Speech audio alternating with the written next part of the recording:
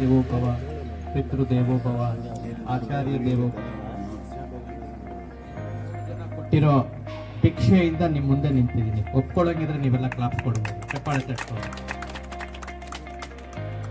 ಈ ಬೋರ್ಡ್ ನೋಡುವಾಗ ನನ್ಗೇನು ಅನಿಸ್ತಾ ಇದೆ ಅಂದರೆ, ಸರ್ವೇ ಜನೋ ಸುಖಿನೋ ಭವಂತು ಸರ್ವೇ ಸಂತು ನಿರಾಮೆ. ಹೌದಾ? ಇಲ್ಲಿ ಇಷ್ಟು ಜನ ನಾವು ಸೇರಿದ್ದೀವಿ ಅಂದರೆ ಆ ಒಂದು ವಾಕ್ಯಕ್ಕೆ ಅರ್ಥ ಬರ್ತಾ ಇದೆ.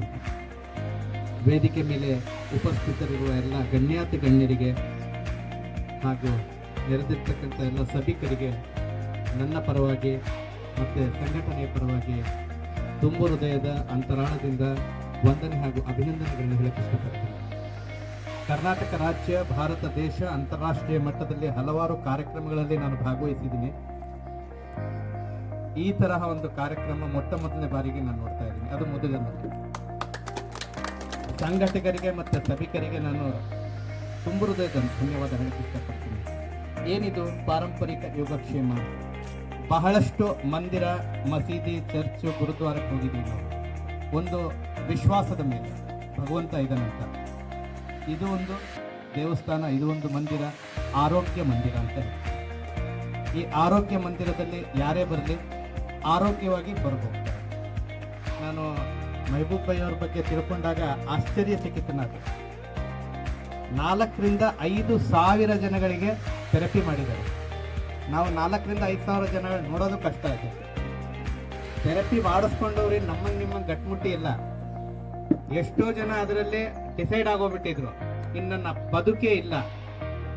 ನನ್ನ ಬದುಕೇ ಇಲ್ಲ, ಇಲ್ಲಿಗೆ ಅಂತ್ಯವಾಗಿದೆ ಅಂತ ಅನ್ನೋ ಸಂದರ್ಭದಲ್ಲಿ ನಮ್ಮ ಮೆಹಬೂಬ್ ಭಾಯಿ ಅವರು ಅವರಿಗೆ ತಮ್ಮ ಸ್ವಂತ ಖರ್ಚಿನಲ್ಲಿ, ಮತ್ತೊಮ್ಮೆ ಏನು ಹೇಳ್ತಾ ಇದ್ದೀನಿ, ತಮ್ಮ ಸ್ವಂತ ಖರ್ಚಲ್ಲಿ ಅವ್ರಿಗೆ ಥೆರಪಿ ಮಾಡೋ ಮುಖಾಂತರ ಪುನರ್ಜನ್ಮ ಕೊಟ್ಟಿರುವಂತಹ ಈ ವ್ಯಕ್ತಿಗೆ ಮತ್ತೊಮ್ಮೆ ಜೋರು ಚಪ್ಪಾಳೆ ಬರಲಿ, ಇಡೀ ಮಾನವ ಕುಲಕ್ಕೆ ಸಹಾಯ ಆಗಲಿ ಅಂತ ಥೆರಪಿ ಮುಖಾಂತರ ಅವರು ಬಹಳಷ್ಟು ಜನಕ್ಕೆ ಹೆಲ್ಪ್ ಮಾಡ್ತಾ ಇದ್ದಾರೆ. ಅದರಲ್ಲಿ ಒಂದು 800 ರಿಂದ 1000 ಜನ ಅಂತೂ ಸದಾ ಚಿರಋಣಿ ಅವ್ರಿಗೆ. 24 ಗಂಟೆ ಅವರು ಸದಾ ಸಿದ್ಧ. ಯಾಕೆ? ಅವರು ಅನಾರೋಗ್ಯದಲ್ಲಿದ್ರು, ಅವ್ರಿಗೂ ಆರೋಗ್ಯ ಕೆಟ್ಟಿತ್ತು. ಅವ್ರು ಹೇಳಿದ್ರು ಅವರ ಒಂದು ಸ್ಪೀಚಲ್ಲಿ, ನನ್ನನ್ನು ಇಬ್ರು ಎತ್ಕೊಂಡು ಹೋಗ್ಬೇಕಾಗಿತ್ತು. ಅಂತಹ ವ್ಯಕ್ತಿಗೆ ಇಂಗ್ಲಿಷ್ ಮೆಡಿಸಿನ್ ಏನು ವರ್ಕ್ ಆಗದೆ ಇರುವಂತ ಸಂದರ್ಭದಲ್ಲಿ ನಮ್ಮ 10,000 ವರ್ಷಗಳ ಹಳೆಯ ಆಯುರ್ವೇದ, ಪಾರಂಪರಿಕ ವೈದ್ಯ ಮತ್ತೆ TCM ಟೆಕ್ನಾಲಜಿ ಮುಖಾಂತರ ಥೆರಪಿಗಳು ಮಾಡ್ಕೊಳ್ಳೋ ಮುಖಾಂತರ ಅವರು ಆರೋಗ್ಯನ ಪಡ್ಕೊಂಡಿದ್ದಾರೆ. ಅಲ್ಲಿಂದ ಅವರ ಏಕೈಕ ಉದ್ದೇಶ, ಗುರಿ ಏನಂದ್ರೆ, ಸಮಾಜದಲ್ಲಿ ನನ್ನ ಸುತ್ತಮುತ್ತ ಇರೋರು ಯಾರು ಕೂಡ ಅನಾರೋಗ್ಯದಿಂದ ಬಳಲಬಾರ್ದು. ಎಲ್ಲವೂ ಸಿಗ್ತದೆ, ಕೊನೆಗೆ ಆರೋಗ್ಯ ಕಳ್ಕೊತೀವಿ. ಆ ಆರೋಗ್ಯನ ಪಡ್ಕೊಳ್ಳೋಕೆ ದುಡ್ದಿರೋದೆಲ್ಲ ಮತ್ತೆ ನಾವು ಅಲ್ಲೇ ಹಾಕ್ತೀವಿ. ಸೊ ಈ ಸುಸಂದರ್ಭದಲ್ಲಿ ಬಹಳ ಅದೃಷ್ಟವಂತರು ನಾವೆಲ್ಲ. ಈ ಒಂದು ಪಾರಂಪರಿಕ ಯೋಗಕ್ಷೇಮ ಮತ್ತೆ ವೆಲ್ನೆಸ್ ಸೆಂಟರ್ ಅಲ್ಲಿ ಏನಂತ ಥೆರಪಿಗಳು ಮಾಡ್ತಾರೆ, ಏನ್ ಸಿಸ್ಟಮ್ ಇದೆ, ಯಾವ ತರ ನಾವು ಆರೋಗ್ಯನ ಕಾಪಾಡ್ಕೋಬಹುದು, 2 ತರ ಇದೆ ನೋಡಿ. ಮೊದಲನೇದು ಆರೋಗ್ಯ ಕಾಪಾಡ್ಕೊಳ್ಳೋದು, ಅಂದ್ರೆ ರೋಗ ರುಜಿನಗಳನ್ನ ಬರದೇ ಇರೋಂಗೆ ತಡೆ ಹಿಡಿಯೋದು. 90% ನಾವೇನ್ ಮಾಡ್ತೀವಿ, ಬೆಳಿಗ್ಗೆ ಎದ್ದು ವಾಕಿಂಗು, ಸ್ವಿಮ್ಮಿಂಗು, ಸೈಕ್ಲಿಂಗು ಎಲ್ಲವೂ ಮಾಡ್ಬೇಕು. ಎಷ್ಟು ಜನ ಮಾಡ್ತೀವಿ ನಾವು? ಎಷ್ಟು ಜನ ಪ್ರಾಣಾಯಾಮ, ಯೋಗಾಸನ ಮಾಡ್ತೀವಿ? ಎಲ್ಲರಿಗೂ ಗೊತ್ತಿದೆ ಮಾಡ್ಬೇಕು ಅಂತ. ನಮ್ ಬೆಂಗಳೂರಲ್ಲಿ ಕೇಳಿದ್ರೆ ಬೇಕಾದಷ್ಟು ರೀಸನ್ಸ್ ಕೊಡ್ತಾರೆ ಅದಕ್ಕೆ. ಬಟ್ ಮಾಡ್ಬೇಕಾ? ಹೌದು, ಮಾಡ್ಲೇಬೇಕು. ಯಾರಿಗೆ ಮಾಡಕ್ಕಾಗಲ್ಲ, ಇಲ್ಲಿ ಒಂದು ಕೆಲವೊಂದು ಥೆರಪಿಗಳಿದಾವೆ, ಕೆಲವೊಂದು ಡಿವೈಸ್ಗಳಿದಾವೆ. ಆ ಡಿವೈಸ್ ಥೆರಪಿ ಮುಖಾಂತರ ಅವರ ಬ್ಲಡ್ ಸರ್ಕ್ಯುಲೇಷನ್ ಇರ್ಬೋದು, ಅವರ ಒಂದು ವೈಯಕ್ತಿಕವಾಗಿ ದೇಹದ ಅನಾರೋಗ್ಯದ ಸಮಸ್ಯೆಗಳೇನೆ ಅದನ್ನ ನಾವು ಹೊರಗೆ ತರಬಹುದು. ಇಂತಹ ಬಹಳಷ್ಟು ಥೆರಪಿಗಳು, ಬಹಳಷ್ಟು ಡಿವೈಸ್ಗಳ ಮುಖಾಂತರ ಆರೋಗ್ಯನ ಕಾಪಾಡ್ಕೋಬಹುದು. ಬಂದಿದ್ರೆ ಅವ್ರಿಗೆ ರೋಗ ರುಜಿನಗಳು ಅವರ ಇಂಗ್ಲಿಷ್ ಮೆಡಿಸಿನ್ ಜೊತೆಯಲ್ಲೇನೆ, ಯಾಕಂದ್ರೆ ಆಲ್ರೆಡಿ ಅದಕ್ಕೆ ಅಡಾಪ್ಟ್ ಆಗಿರ್ತಾರೆ ಅವರು. ಅದರ ಜೊತೆಯಲ್ಲೇ ಈ ಒಂದು ಪದ್ಧತಿನ ಅಡಾಪ್ಟ್ ಮಾಡ್ಕೊಳ್ಳೋ ಮುಖಾಂತರ ಮತ್ತೆ ಕೊನೆ ಉಸಿರಿರೋ ತನಕ ಆರೋಗ್ಯನ ಕಾಪಾಡ್ಕೋಬಹುದು. ಇದೊಂದು ಪುನರ್ಜನ್ಮ ಅಂತ ಹೇಳ್ತೀನಿ ಈ ಸಂದರ್ಭದಲ್ಲಿ. ಈ ಮುದಗಲ್ ಗ್ರಾಮಕ್ಕೆ, ಈ ಜನತೆಗೆ ಒಂದು ಗಿಫ್ಟ್, ಭಗವಂತ ಕೊಟ್ಟಿರೋ ಗಿಫ್ಟ್ ಏನಂದ್ರೆ ಆರೋಗ್ಯನ ಕಾಪಾಡ್ಕೊಳ್ಳಕ್ಕೆ. ಭಾರತ ದೇಶಕ್ಕೆ ಮೊಟ್ಟ ಮೊದಲನೇದಾಗಿ ಇದು ದಕ್ಷಿಣ ಭಾರತಕ್ಕೆ ಬಂದಿದೆ, ಕರ್ನಾಟಕಕ್ಕೆ. ಬೆಂಗಳೂರು, ಮೈಸೂರು ಬಿಟ್ರೆ ನೆಕ್ಸ್ಟ್ ಬಂದಿರೋದೇ ನಮ್ಮ ಮುದಗಲ್ಗೆ. ಎಷ್ಟು ಅದೃಷ್ಟವಂತರಲ್ಲ. ಈ ಕಾರ್ಯಕ್ರಮ ಆದ್ಮೇಲೆ ಪ್ರತಿಯೊಬ್ರು ಅವ್ರನ್ನ ಕಾಂಟ್ಯಾಕ್ಟ್ ಮಾಡಿ, ಅವ್ರನ್ನ ಸಂಪರ್ಕಿಸಿ, ಹೇಗೆ ನಾವು ರೋಗ ಮುಕ್ತ ಜೀವನ ನಡೆಸಬಹುದು, ಹೇಗೆ ನಮ್ಮ ನೋವು ನಿವಾರಣೆ ಮಾಡಬಹುದು. ಇದೊಂದು ರೋಗ ನಿವಾರಣೆ ಜೊತೆ ನೋವು ನಿವಾರಣಾ ಕೇಂದ್ರ ಕೂಡ ಆಗಿದೆ.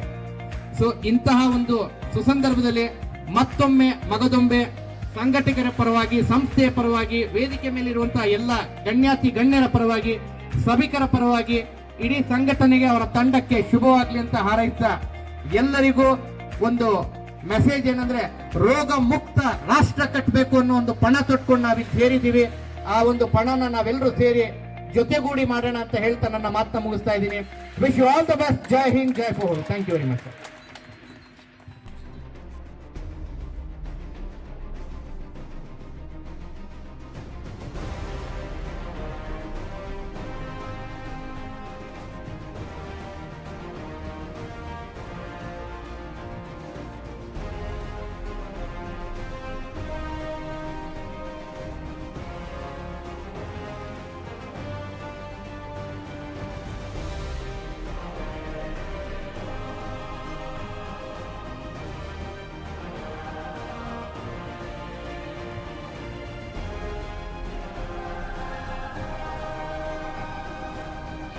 क्या नाम ಮೈಬೂಬ್.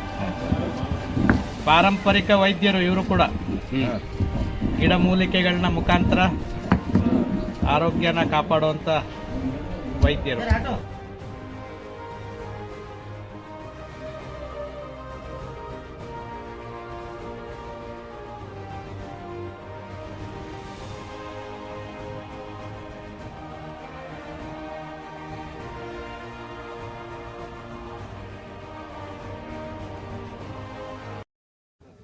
ಎಲ್ಲರೂ ಇದು ಪಾರಂಪರಿಕ ಯೋಗಾಕ್ಷೇಮ ಕೇಂದ್ರ ಅಂತೇಳಿ ಒಂದು ವೆಲ್ನೆಸ್ ಸೆಂಟ್ರನ್ನು ನಾವು ಓಪನಿಂಗ್ ಮಾಡಿದ್ದೀವಿ.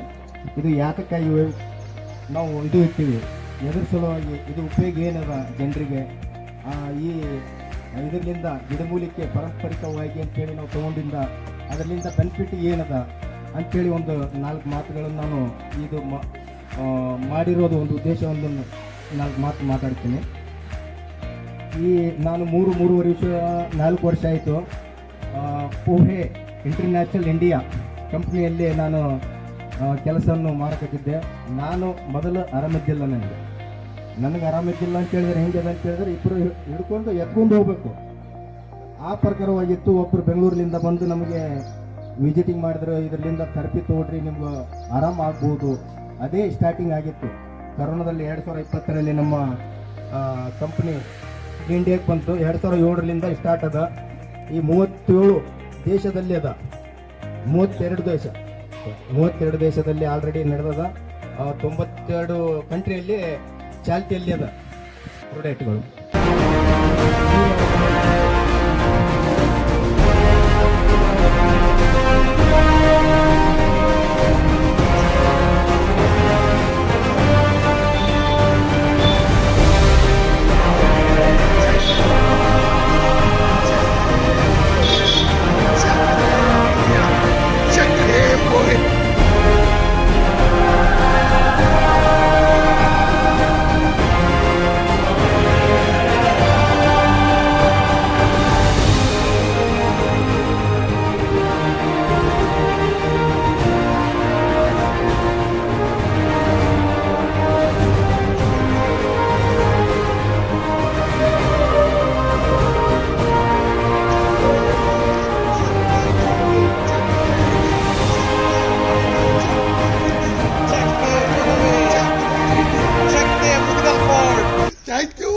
ಬೀದರ್ನಲ್ಲಿ ಫಂಕ್ಷನ್ ಇದ್ದಾಗ ನಾವೆಲ್ಲರೂ ಹೋಗಿದ್ದೀವಿ. ನಮ್ಮ ಇವರು ವೈದ್ಯಕರು ಇವರಿಂದ ಬರೋದಾಗ್ಲಾರ್ಕ ಇದನ್ನೊಂದು ಸರ್ಟಿಫಿಕೇಟ್ ನಮ್ಮ ಹತ್ರ ಇಷ್ಟು ದಿವಸ ಕೊಡೋದಾಗ್ಲಾರ್ಕ ನಮಗೆ ಅವ್ರಿಗೆ ಭೇಟಿ ಆಗೋಕ್ಕಾಗಲಿಲ್ಲ. ಅವರು ಬೆಂಗಳೂರಲ್ಲಿ ಇರ್ತಾರೆ, ನಾವು ಇಲ್ಲಿರ್ತೀವಿ.